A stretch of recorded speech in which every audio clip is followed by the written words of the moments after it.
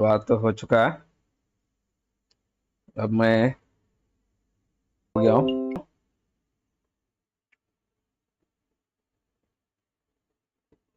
हम्म,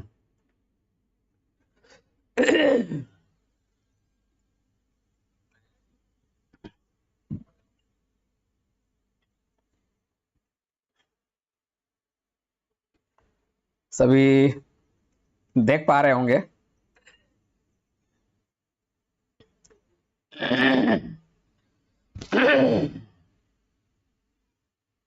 सभी देख पा रहे होंगे कि आज का जो टॉपिक है, जो मेंशन किया था मैं टॉपिक का नाम था वेन डायग्राम।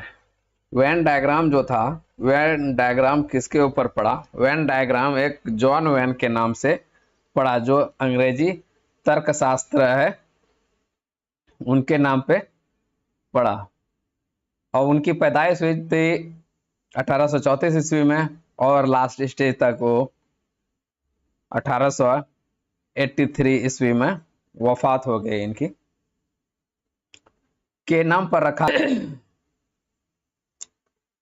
किसी सार्वत्रिक समुच्चय को प्राय एक आयत द्वारा और उनके समुच्चयों को एक वृत्त द्वारा प्रदर्शित करते हैं। किसी वेन आरेख में समुच्चयों के अवयवों के उनके विशेष समुच्चय में लिखा जाता है। आकृति 1.2 और 1.3 है।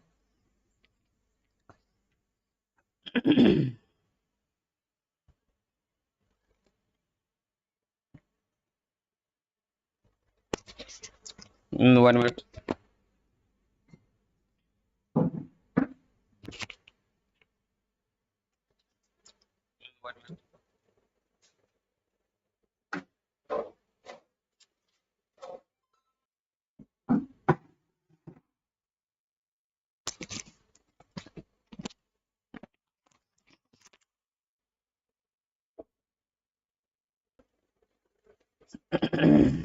डायग्राम पे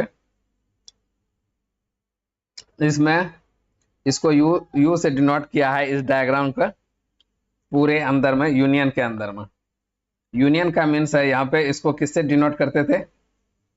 यहाँ देखें, यूनिवर्सल सेट को, जो से सार्वत्रिक समुच्चय जिसको बोलते हैं, उसी को यू से डिनोट करते हैं।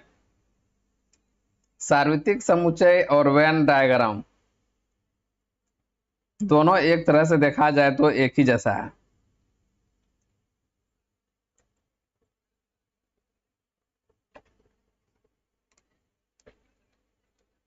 देखिए, किसी वेन आरेख के समुच्चयों के अवयवों के उनके विशेष समुच्चय को लिखा जाता है, यू से डिनोट करते हैं।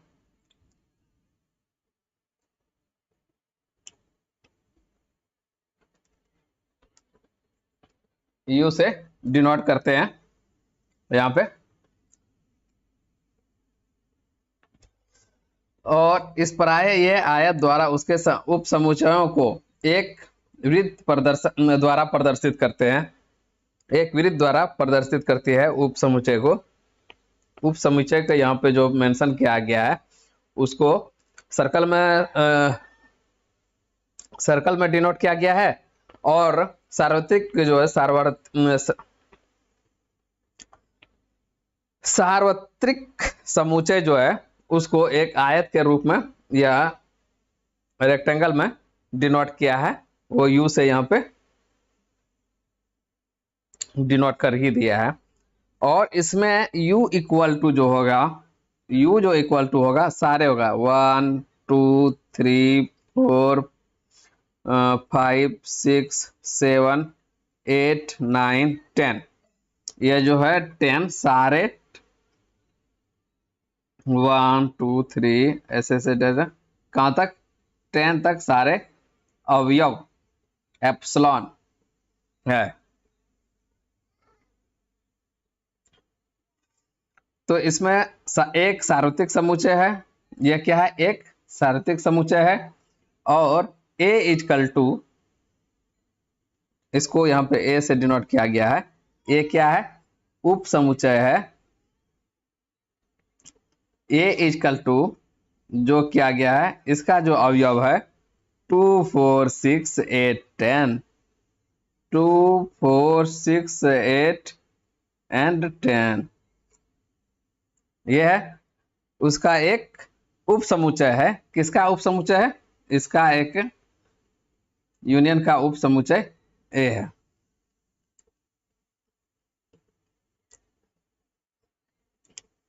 ठीक है। अब दूसरा 2 में 1.3 में देख लीजिए। u इजकल टू, इसमें जो हो जाएगा u इजकल टू क्या आएगा? इसमें देखिए इसके अंदर एक अवयव है a, फिर b भी अवयव है, a के अंदर में भी b अवयव है। ये देखिए u इजकल टू क्या हो जाएगा? 1 2 3 4 5 6 7 8 9 10। u इजकल टू 1 2 3 4 5 6 7 8 9 एंड 10 हो गया है। तो के ए के अंदर में क्या क्या हो जाएगा? 2 4 6 8 10। 2 4 इक्वल टू ए के अंदर भी एक सबसेट है, वो है 4 और 6। 4 और 6 है। बी का अवयव 4 और 6 है। बी जो है ए का, बी जो है ए का क्या है? उप समुच्चय। बी जो है ए का उप समुच्चय है। ठीक है। पाठन व्यन के आरेख में, पाठक व्यन आरेख में वितरक आयोग को देखेंगे जब उप समुच्चय को सम्मिलित सार्वनिष्ठ और अंतर पर विचार करेंगे। समुच्चय पर संक्रियाएं, operation on sets, operation and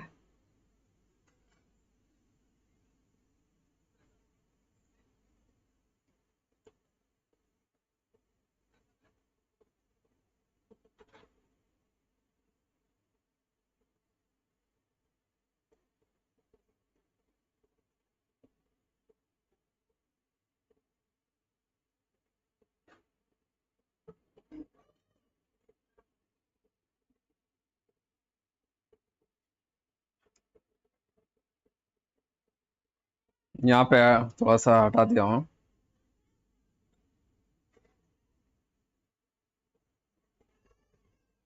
इसको डायरेक्ट यहाँ से हटाने में फायदा है ताकि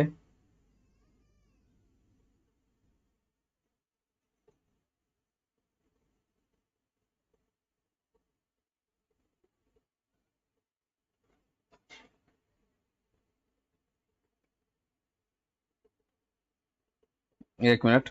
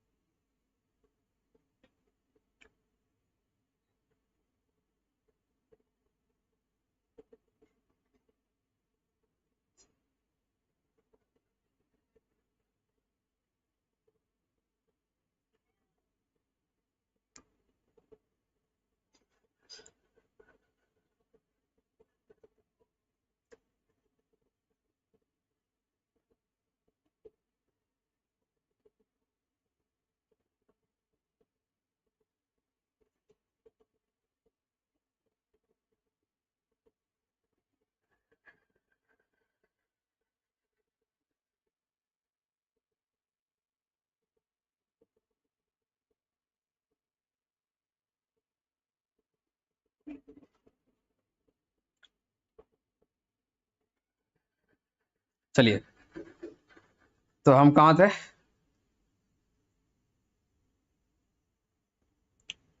इसमें आगे समुच्चय की ऑपरेशन जो है, ऑपरेशन ऑफ द सेट यहाँ पे है। पिछली कक्षा में जो हम लोग सीख चुके थे कि अंतर गुणाज और ये सारे थे, और जिसके की अन्य संख्या प्राप्त हुई थी। उदाहरण के लिए दो संख्या जैसे 5 और 13 का योग किसी संक्रिय संपन्न करने से हमें संख्या 18 प्राप्त होती है। 5 3 8 18। अगर इसको जोड़ लेंगे तो 18 प्राप्त होती है। तो पुनः अगर 5 और 13 को गुना की संक्रिया संपन्न करने पर 13×5 = 65 प्राप्त होता है। तो इसी प्रकार कुछ ऐसी संक्रियाएं हैं जिसको दो समुच्चय पर संपन्न करने से एक और अन्य समुच्चय बन जाता है। अब हम समुच्चय पर होने वाली कुछ संक्रियाओं को ऑपरेशन को परिभाषित करने के लिए उनके गुणधर्मों की जांच करेंगे, जहां से आगे हम समुच्चयों का उल्लेख किसी सार्वत्रिक समुच्चय का उप समुच्चयों के रूप में करेंगे। Union of set.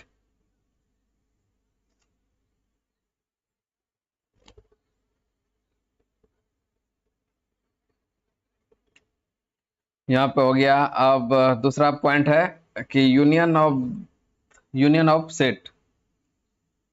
इसमें बोला गया था कि इसका जो ऑपरेशन, सेट का जो ऑपरेशन कर सकते हैं, जैसे कि मेरा कहने का मतलब है, जैसे यहाँ पे 5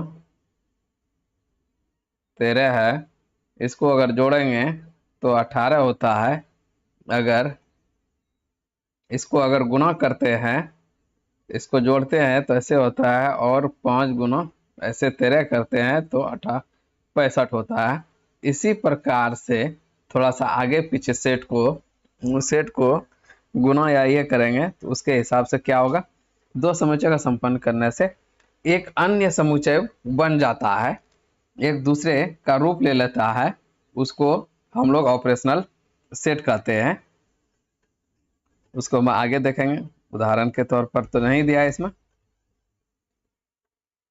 जिसका अगला टॉपिक था हम लोगों का समुच्चय का सम्मिलित यूनियन ऑफ द सेट। मान लीजिए कि ए और बी दो समुच्चय है, ए बी दो समुच्चय है। ए और बी का सम्मिलित वह समुच्चय है, सम्मिलन वह समुच्चय है जिसमें ए के सभी अवयवों के साथ बी के भी सभी अवयव हो। बी के भी सभी अवयव हो, जैसे कि 1 2 3 4 5 6। ठीक है, यहाँ पे 4 5 6 इसी प्रकार बोल रहे हैं यहाँ पे, जिसमें ए के सभी अवयवों के साथ बी के भी सभी अवयव हो तथा उपयनिष्ठ अवयवों का केवल एक बार लिया गया हो। प्रत्येक यूनियन का प्रयोग सम्मिलन का निरूपित करने के लिए किया जाता है। प्रतीकात्मक के रूप में ए यूनियन बी लिख सकते हैं और इसे ए सम्मिलित बी पढ़ते हैं। ए सम्मिलित बी पढ़ते हैं, ए यूनियन बी। इसको बोल सकते हैं ए यूनियन बी।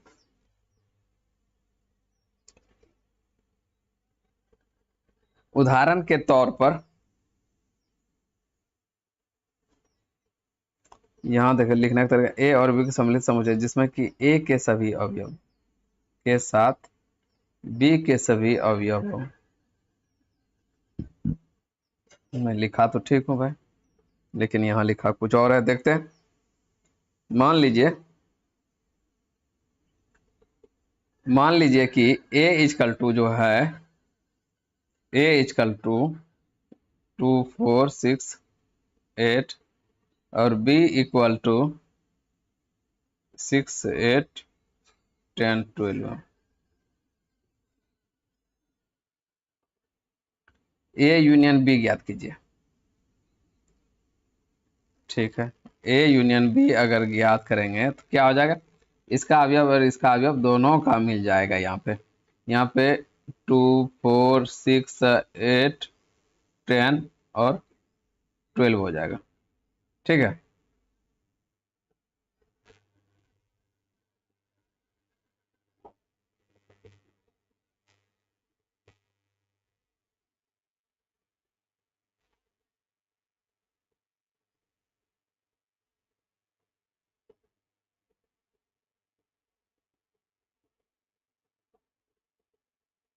ठीक है, ये तो परफेक्ट समझ में आया होगा।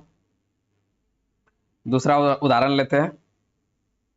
यहाँ पे A is equal to A E I O U है और B is equal to A I U है, दर्शाइए A union B equal to A. एकदम दर्शा सकते हैं। यहाँ पे A union B is equal to क्या लिख सकते हैं, ए लिखेंगे, ए दोनों कॉमन लिख लिए, ई आई इसमें भी आई, ओ नहीं है तो फिर भी ओ लिखा जाएगा यहाँ पे, यू यू इसमें भी है, यू ऐसे हो गया। Equal to as it is किसके तरह वर्क कर रहा है यहाँ पे, ए ई आई ओ यू है, A E I O U है, same it is equal to A हो गया। ए का जितना क्या अवयव है, सारे अवयव ए यूनियन बी में है, तो उसको हम लिख सकते हैं A union B equal to, A union B equal to क्या है, ए है, क्योंकि इनका जितना अवयव है इनका भी वही सारे अवयव है। जैसे कि for example A E I O U इधर है तो इधर भी वही है, A E I O U इधर भी वही है। चलिए,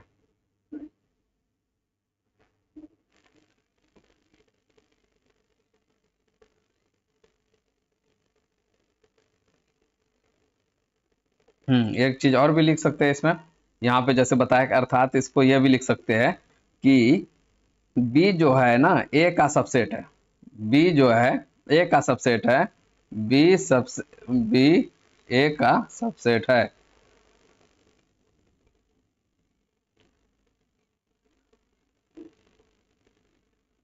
सबसेट है। उदाहरण और भी है कि मान लीजिए कि एक्स राम गीता अकबर कक्षा 11th के विद्यार्थी का जो विद्यालय की हकीम नहीं हॉकी टीम है, एक समुच्चय में इन मान लीजिए कि वह गीता डेविड अशोक कक्षा 11th में विद्यार्थी है जो विद्यालय के फुटबॉल टीम में है, तो एक समुच्चय है एक्स यूनियन वाई ज्ञात कीजिए। टीम है, एक समुच्चय है, सेट है, तो यहाँ पे एक्स यूनियन वाई ज्ञात कीजिए, तो इसका समुच्चय का व्याख्या कीजिए।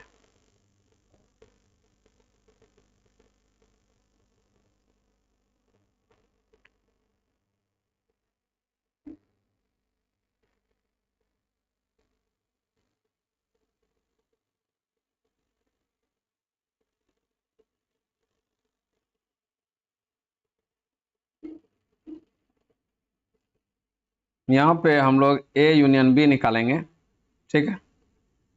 यहाँ पे क्या निकालेंगे, एक्स यूनियन, ये नहीं फाइंड आउट करना है, एक्स यूनियन वाई अगर निकालेंगे तो क्या है, यहाँ दोनों का मिल जाएगा। यहाँ पे राम गीता, गीता यहाँ भी है, गीता यहाँ भी है, गीता अकबर,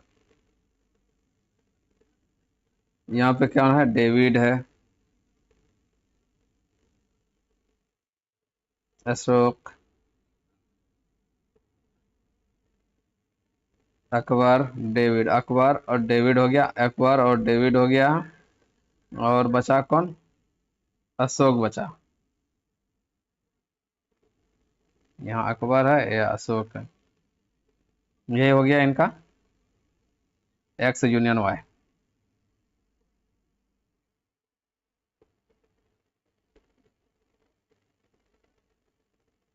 ठीक है,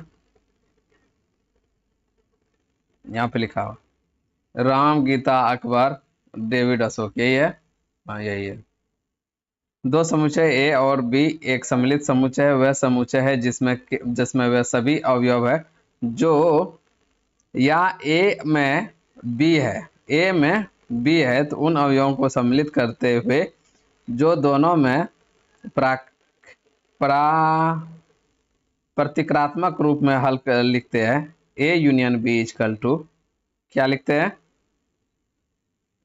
एक्स अवयव बी है, तो इसको A union B equal to x upon x अवयव ए, या फिर, अच्छा समझ गए, यहाँ पे जो करने का अर्थात है इनका A union B equal to जो है x upon x epsilon A, या फिर क्या है एक्स एप्सिलॉन बी है।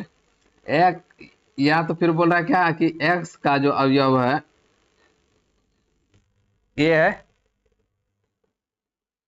फिर यह जो है, या तो फिर क्या बोल रहे हैं इसका अवयव यह है, जिसको निरूपित किया गया है 1.4 आकृति में। इसको मिलाने का कोशिश किया, यूनियन में देखा जाए तो सारे यूनियन हो जाएगा,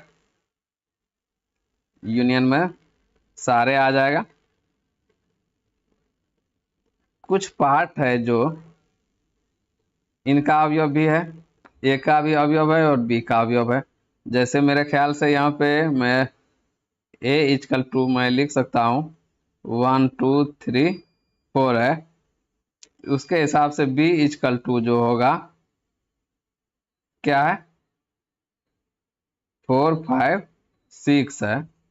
तो यह 4 जो है दोनों में, यहाँ भी है यहाँ भी है, तो बी का भी अवयव है 4 और ए का भी अवयव 4 है। वही वहां पे कहना था एक्स एप्सिलॉन ए या फिर एक्स एप्सिलॉन बी है, ठीक है। अवयव जो है एक्स अवयव ए का भी है, एक्स अवयव यहाँ बी का भी है, वही कहने का मतलब है। और जहां तक बात आएगी ए यूनियन बी की, A union B equal to क्या हो जाएगा 1 2 3 4 5 6 आ जाएगा इसका, ये दोनों का।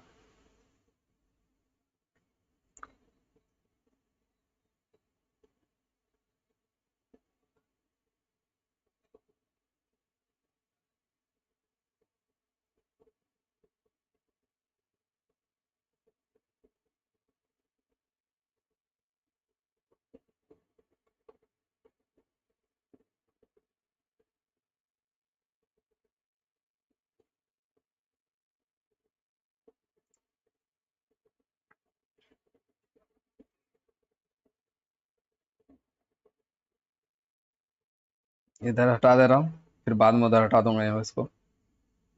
हाँ, ये 17 पेज, ये 18 है। सम्मिलित के संक्रिया के कुछ गुणधर्म है यहाँ, A union B equal to B union A क्रम से विनियम या नियम से गुणधर्म है ये।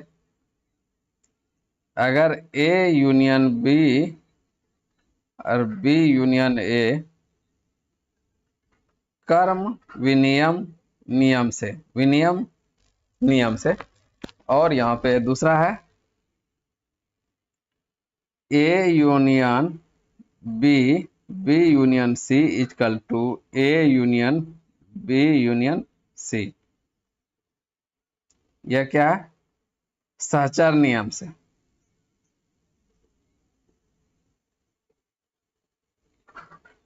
ये खाली है,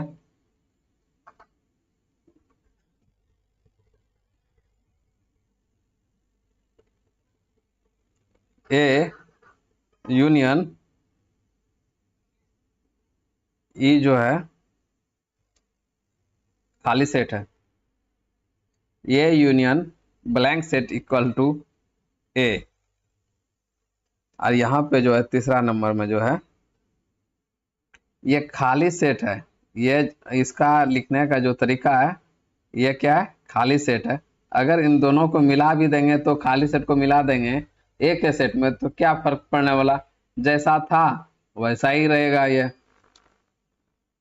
यूनियन ए कर देगा तो क्या है जो है वही रह जाएगा, मतलब 1 2 3 ए है और दूसरा भी ए इक्वल टू क्या है 1 2 3 है, तो इसको ए यूनियन ए कर दो तो क्या हो जाएगा, कोई फर्क पड़ेगा 1 2 3 रह जाएगा।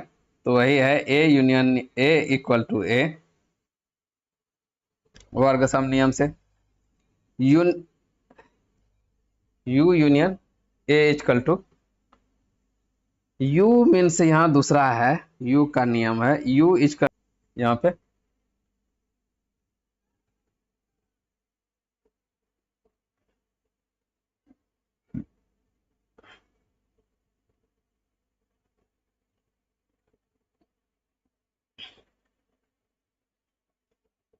यू का नियम। अब समुच्चय का सार्वनिष्ठ, इंटरसेक्शन ऑफ सेट का सार्वनिष्ठ उन सभी अवयवों का समुच्चय है जो ए और बी समुच्चय है, सॉरी, समुच्चय ए और बी में उभयनिष्ठ है। तो प्रत्येक इंटरसेक्शन का प्रयोग सर्वनिष्ठ के रूप में करने के लिए किया जाता है। समुच्चय ए और बी सर्वनिष्ठ उन सभी अवयवों का समुच्चय है जो ए और बी दोनों में हो। तो क्या हो जाएगा, प्रतीकात्मक रूप में हम लिखते हैं कि ए इंटरसेक्शन बी, इंटरसेक्शन वीर से मतलब इंटरसेक्शन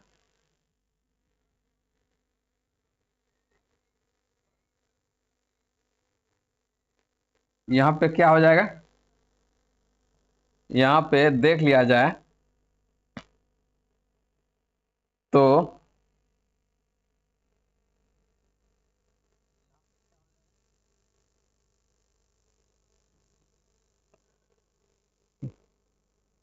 उदाहरण के तौर पे है A intersection B equal to, इसका कंडीशन क्या होगा, X equal to X epsilon A और एक्स एप्सिलॉन बी दोनों होगा। यहाँ पे क्या हो जा रहा है, दोनों हो जा रहा है।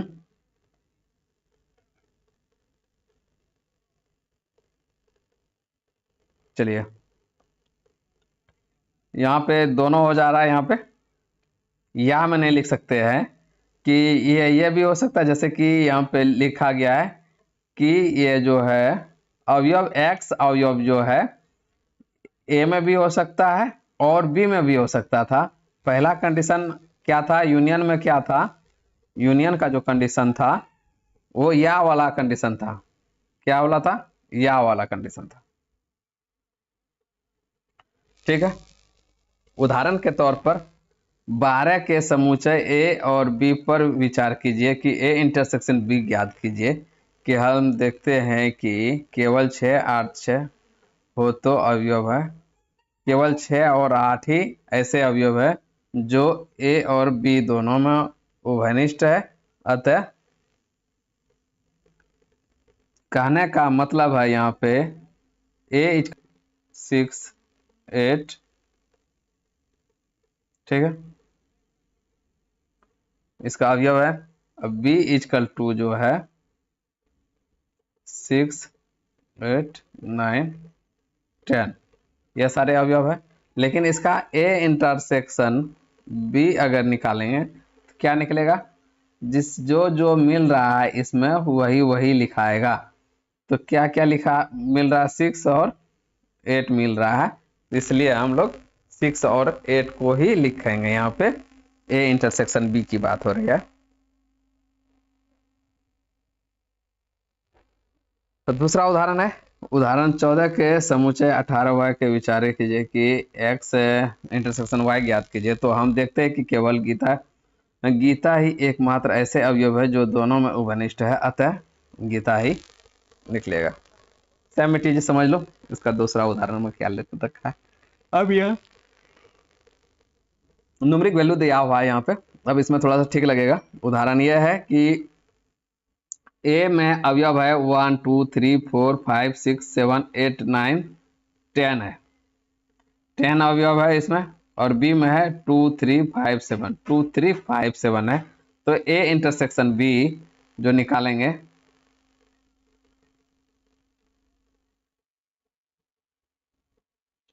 यहाँ पे क्या निकालेंगे, A intersection B equal to, देखिए मिल मिल कौन रहा है, 2 और कौन मिला, 5, 5 लिख दिए, अब 7 मिल गया भाई, 2 3 5 7 मिल गया है। ये इसका इंटरसेक्शन हो गया ए इंटरसेक्शन बी। तो हम इसको ऐसे भी लिख सकते हैं, A intersection B equal to B भी लिख सकते हैं, क्योंकि बी में जितना अवयव है ए इंटरसेक्शन बी में भी उतना इंटरसेक्ट ए बी है। इसको सबसेट भी बोल सकते हैं, बी सबसेट ए, जैसे कि ए का सबसेट बी है, यह भी लिख सकते हैं।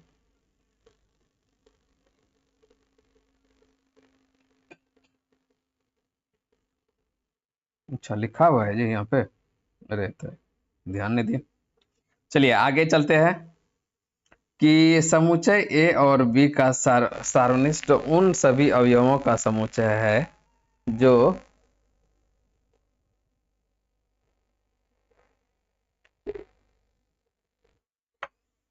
ए और बी दोनों में है, वो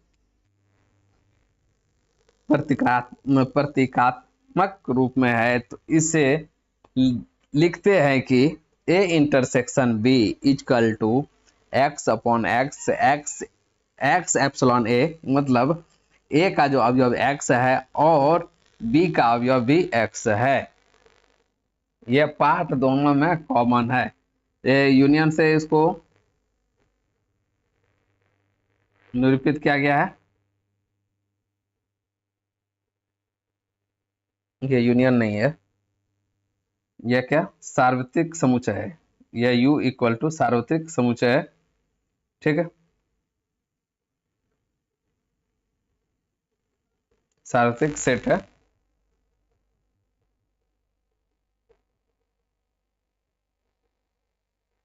ठीक है, अब यहाँ पे इसका एग्जांपल बताने की जरूरत नहीं है मेरे ख्याल से, क्योंकि यहाँ से आप देख ही सकते हैं। जैसे आप समझ लो कि इसमें इस तरह के एग्जांपल नहीं, चलो मैं दूसरा एग्जांपल लेता हूँ कि ए सॉरी ए का जो अवयव है 1 2 3 4 है, और बी इक्वल टू जो है 4 5 6 7 है दूसरे का अवयव, लेकिन इधर जो है ये 4 है, ठीक है, इसका है 1 2 3 4 भी है अवयव है, और यहाँ से फिर दूसरा है 4 5 6 7 है। ये 4 4 दोनों में क्या है, कॉमन है, 4 इनका भी अवयव है और इनका भी अवयव है, तो दोनों का अवयव है, यह पार्ट में दोनों का अवयव है। यही उदाहरण समझाने की कोशिश कर रहा है।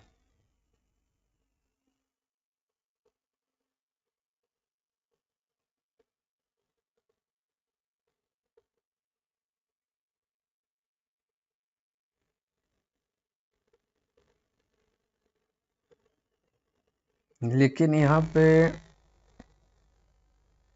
दर्शाया है कुछ और, एग्जांपल दिया है 2 4 6 का एग्जांपल दिया है, इसको इधर साइड करता हूँ।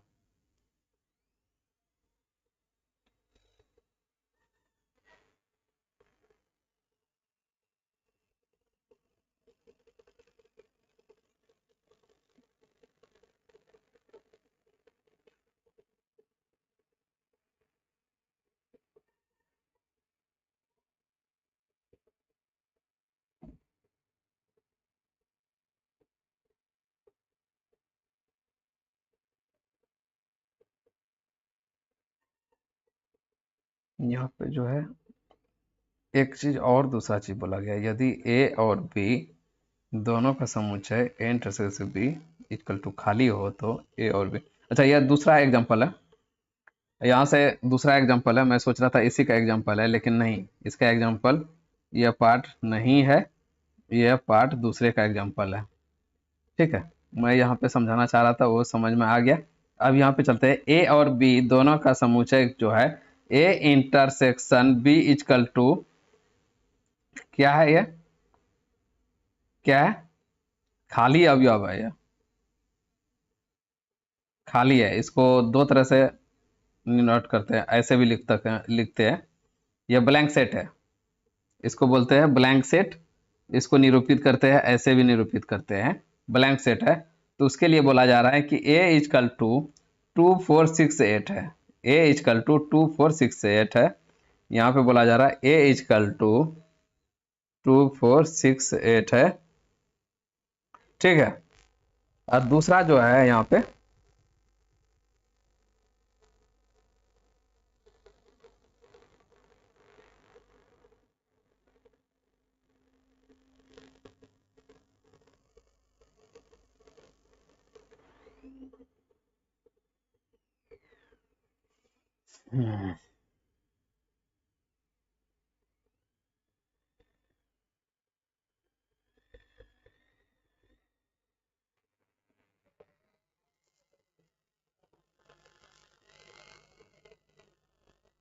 दूसरा जो समुच्चय है, इनका जो सेट है 1357 है यहाँ पे।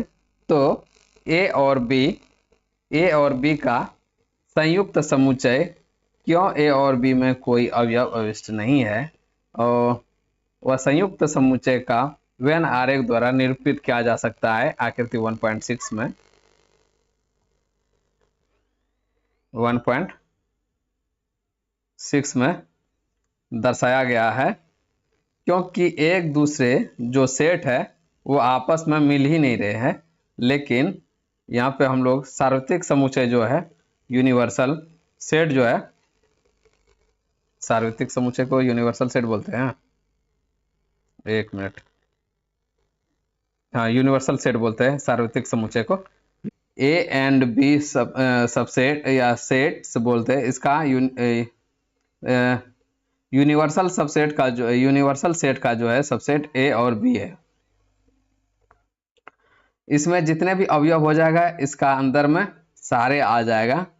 सार्वत्रिक समुच्चय यूनिवर्सल सेट में सारे अवयव आ जाएगा। फॉर एग्जांपल बोल रहा है कि ऐसा क्यों हो रहा है, ये मतलब आरेख द्वारा अविष्ट नहीं है, अवयव उभयनिष्ठ नहीं है, मतलब इसमें एक भी नहीं मिल रहा, अलग अलग, दोनों का अलग अलग है। यहाँ पे 2468 है, 1357 है, यहाँ पे दो, बोथ आर डिफरेंट है,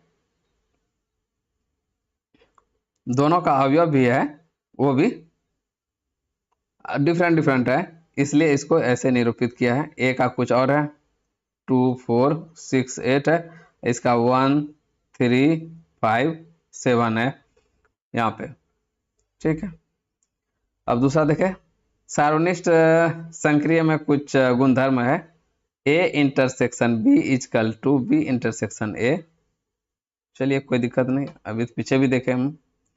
A intersection B intersection C equal to A intersection B intersection C, क्या है, सहचर नियम से।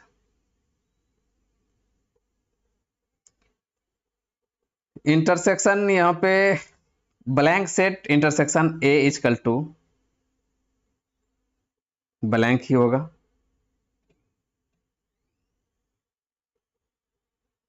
खाली इंटरसेक्शन, खाली खाली इंटरसेक्शन भरा हुआ है उस, तो universal A, universal set intersection A is equal to क्या आ जाएगा, ए आ जाएगा। यूनिवर्सल सेट में तो सारे आता है, इसलिए ए उसको इंटरसेक्शन में लिखा था, ए का पार्ट सारे आ जाएगा इसमें, ए का जो है अवयव वही फाइंड आउट हो जाएगा। ए अगर इंटरसेक्शन ए है इक्वल टू, तो उसका अवयव भी ए के बराबर ही होगा, उसमें भी ए लिख सकते हैं उसको, यह सार्वसम नियम से। और यह जो है क्या था,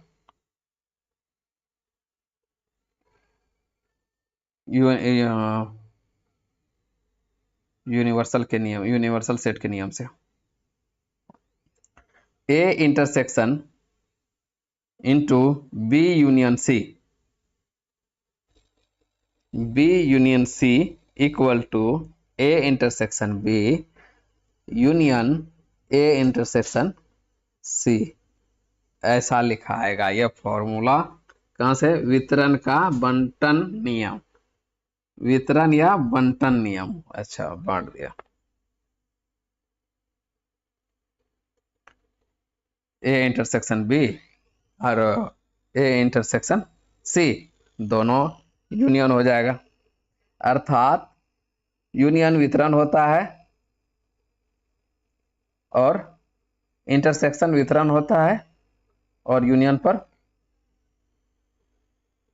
यूनियन पर। नीचे बने वेन आरेख में निरूपित किया गया है।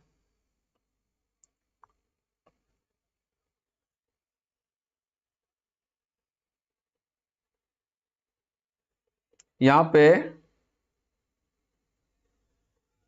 आरेख दर्शाया गया है।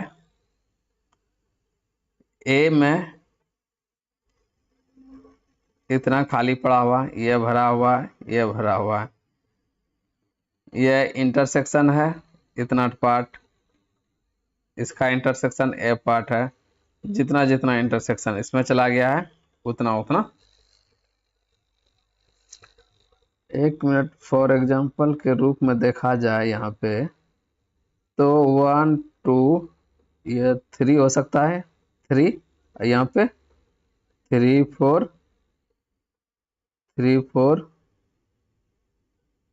ये पार्ट 5 ले लो, ये 5 पार्ट इधर भी है। 1 2 3 5 भी है यहाँ पे। क्या क्या हो गया? 3 4 5, 3 4 हो गया और ये 5 हो गया, तो ये पार्ट क्या होगा? समझ जाओ कि यह पार्ट हो जाएगा 6 पार्ट हो गया। सी पार्ट इसका भी हो गया, ये पार्ट इतना पार्ट है। कितना है? ये 7 समझ लो, ये इसका पार्ट है और इसका भी पार्ट है। 2 2 नहीं होगा, 8 9। अब देखिए ए का जो अवयव होगा, ए का अवयव जो है 1 2 3 5 7 होगा और बी का जो अवयव होगा, बी का जो अवयव होगा क्या होगा? 3 4 5 6 होगा। और इसका जो होगा सी का जो अवयव होगा कौन कौन होगा? 5 6 7 8 9 होगा। इससे हम यही समझ पा रहे हैं। और इसमें ए में जो निकालने बोल रहा है, ए बी यूनियन सी निकालने बोल रहा है। बी यूनियन सी अगर निकालने बोल रहा है तो क्या हो जाएगा? B C. तो क्या हो जाएगा? 3 4 5 6 इसमें है, 5 6 7 8 9 हो जाएगा। अगर बी यूनियन सी निकलेगा तो बी यूनियन सी इसके हिसाब से क्या निकल जाएगा? 3 4 5 6 7 8 9 निकल जाएगा। ये ए इंटरसेक्शन बी लिखा गया है, ये ए इंटरसेक्शन बी है। यहाँ पे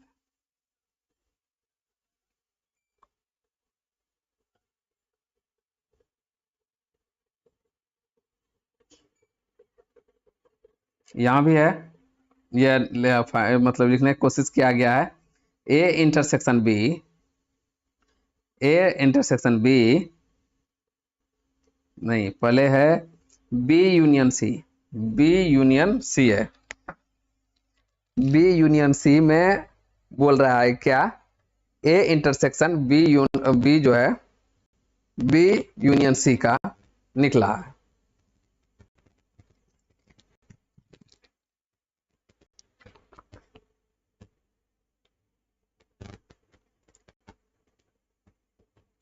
यहाँ पे कितना है, A intersection C, A intersection सी।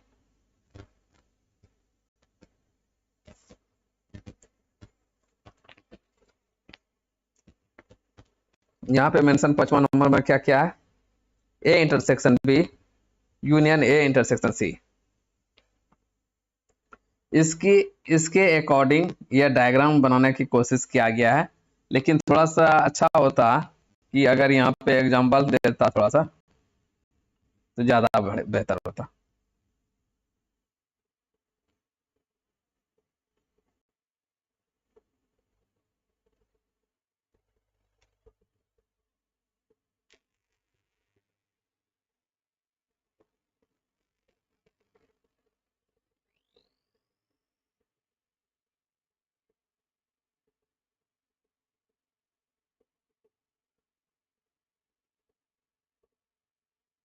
चलिए यहाँ पे देखते हैं अब।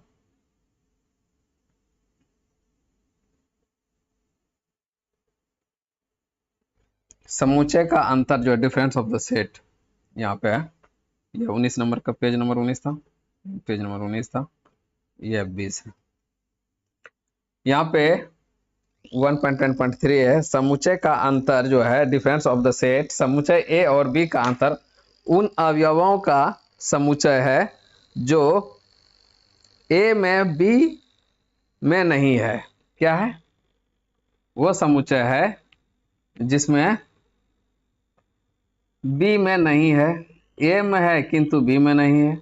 जबकि ए और बी किसी क्रम में लिया जाए तो प्रतीकात्मक रूप में ए माइनस बी लिखते हैं तो ए अंतर बी पढ़ते हैं, तो उसको इंटरसेक्शन लिख सकते हैं।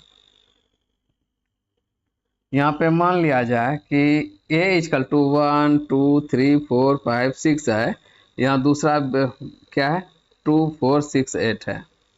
a माइनस बी और b माइनस ए ज्ञात कीजिए।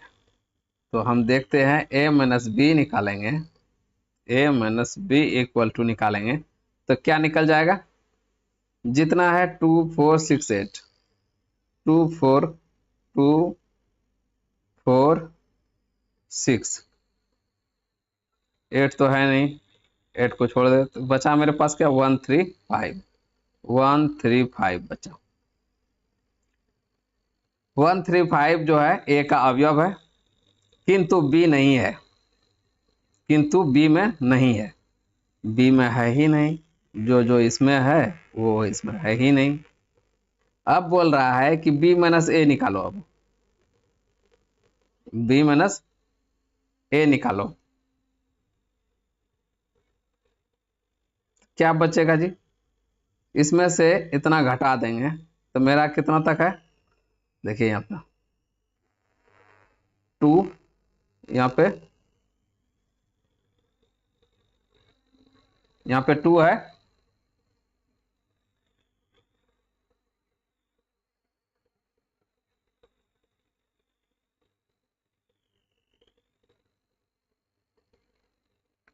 यहाँ पे जो है ये 2 पार्ट कट गया, 4 पार्ट से यहाँ पे 4 पार्ट कट गया, 6 है 6 पार्ट कट गया, बचा कितना मेरे पास 8 बचा। ए बी माइनस ए जो है ये क्या तो 8 बचा है, इनका अवयव केवल 8 ही है, अब बी में नहीं है, जो बी में नहीं है, बी में 8 है ही नहीं, अवयव ए का अवयव में बी है ही नहीं, यही बोलना चाह रहा था। हम देख पाते हैं कि a minus B equal to, तो a minus B equal to B minus A does not equal to होता है, मतलब ये बराबर नहीं होता है। a माइनस बी और b माइनस ए इसके अंदर में, ये सेट के अंदर में जो हम लोग डिफरेंस निकालते हैं तो उसमें दोनों का डिफरेंस जो है a माइनस बी और b माइनस ए जो डिफरेंस निकलेगा, both are different not equal to a minus B और b माइनस ए। चलिए कुछ दूसरा उदाहरण की तरफ चलते हैं हम लोग, कि मान लीजिए कि v equal to A E I O U, ये 5 भावेल का अवयव है, 5 भावेल का एक सेट है, ये सारे वावेल जो है अवयव है, तो b equal to A I K U, तो b minus B, b minus भी ज्ञात कीजिए। तो यहाँ पे भी माइनस बी पहले ही ज्ञात करते हैं। भी में इतना घटाते हैं, देखिए ए है, ए कट गया, आई है कट गया, के है नहीं, ए ओ बच्चा भाई,